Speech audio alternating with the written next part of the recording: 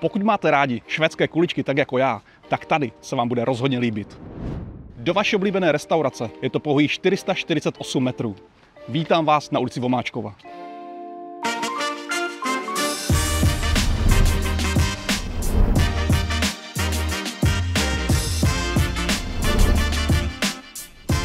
Jednopokojový byt, 35,9 metrů čtverečních.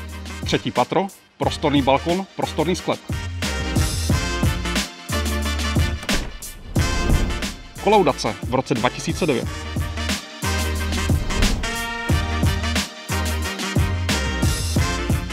Vlastní elektrický kotel, jak pro ohřev vody, tak pro vytápění. Cyklostezka je pouhých 200 metrů od domu. Jedním směrem na Prýgl, druhým až do Vídně. Venkovní posilovna. Hřiště pro děti. IKEA.